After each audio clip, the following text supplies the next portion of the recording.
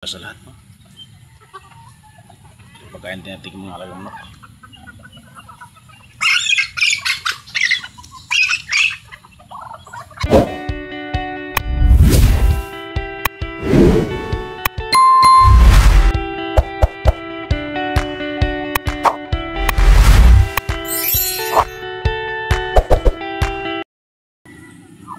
So dito naman tayo sa likod ng bayan mo kanya, no? Natapos na yung bagyong Uwan, no? Dito naman tayo sa ating mga manok. Magandang umaga sa lahat, no? Pagkain tinatik mga alagang manok.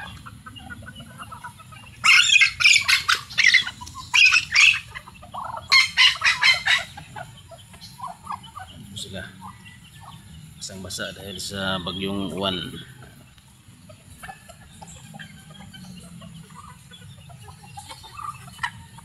Medyo nawala na yung bagyo, wala na yung hangin. Kaya na umaga o madaling araw, umulan.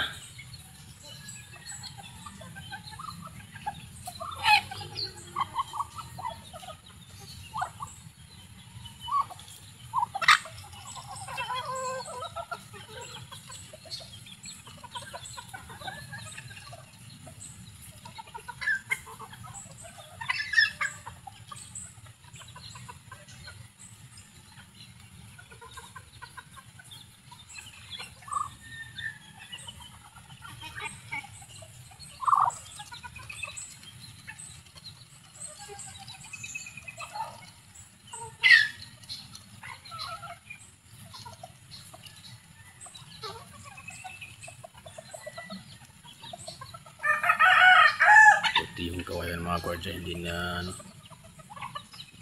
tumba. Lakas pa naman ng hangin. Yan po yung kawayan.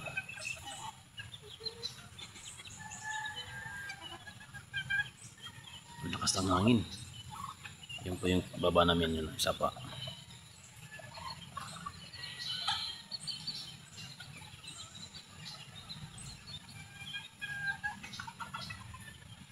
Okay naman yung yung sapa, hindi ko naman wala naman nangyari sa gilid.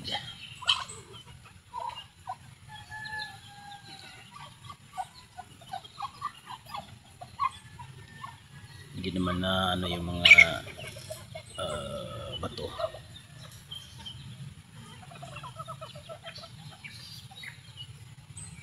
Kaso lang yung riprap doon sa bungad, medyo na uka yung ilalim, no? Hindi natin makita, pero nakita ko dito eh.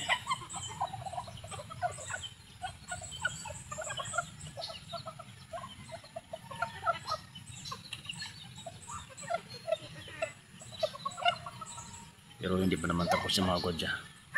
Pagkayan pa nila yan. Dahil kailangan naman ng budget. Hindi mabot yung budget sa dapat abutin. Kaya hanggang doon lang muna. Yan pong sabi ng mga nagkumagawa.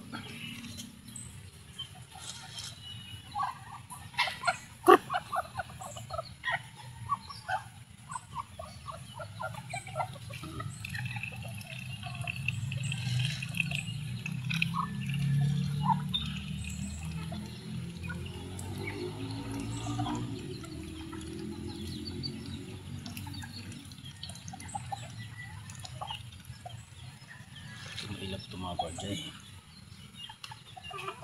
Takot sa ibang manok. Pati sapato. Alis na naman siya. Gusto na siya lang mag-isa eh. Ito lang siya lang mag-isa kumain.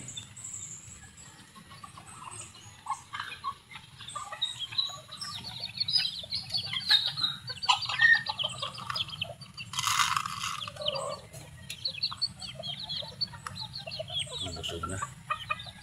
Yung sila mga sisiw na medyo malaki na. Yan.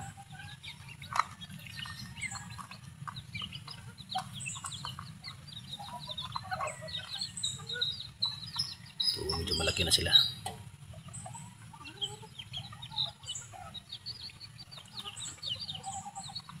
po'y ano no, native lang no. Ito po'y practice laman. Practice ko lang to sa aking pag-alaga ng mga manok. Kaya simulan muna tayo dito sa mga native na bantam nga tumawag dyan para matutunan natin yung mga dapat gawin. Paras-paras lang naman ang proseso nito sa mga ibang manok.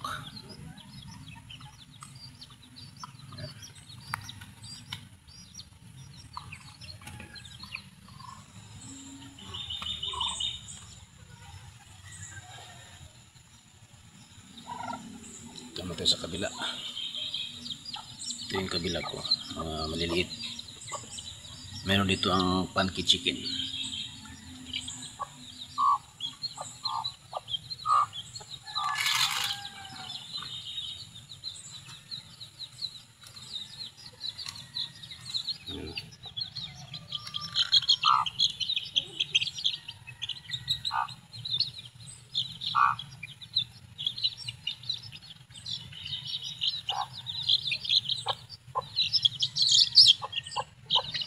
Natakot sila mga gorgeon, natakot.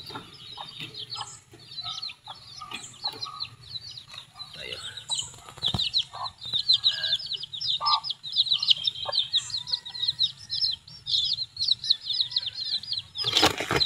Medyo nangihina mga gorgeon yung isa. Ayun, maliit.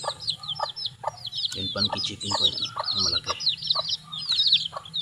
Malaking manok yung mga gorgeon pag yan lumaki.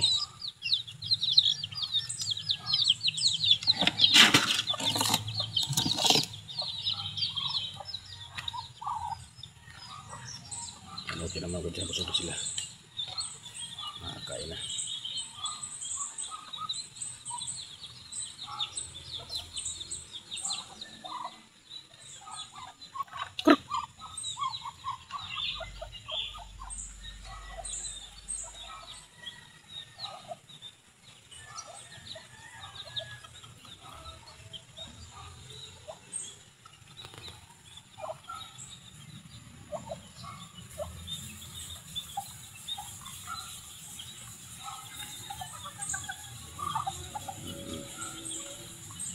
Takot talaga siya mga gorgeon. Ayaw lang lumapit sa iba.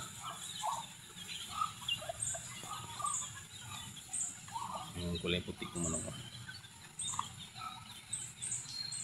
Yung manok ko ng kapatid ko ay halos kulay puti yung kulay. Kaya yan siyang lumabas. Yan.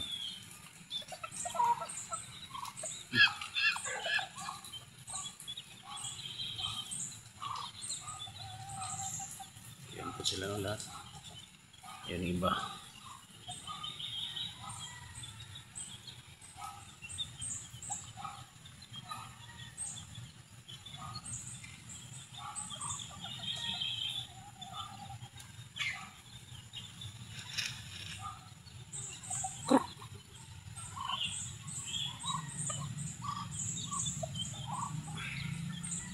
Talaga niya lumapit mga gorgeon.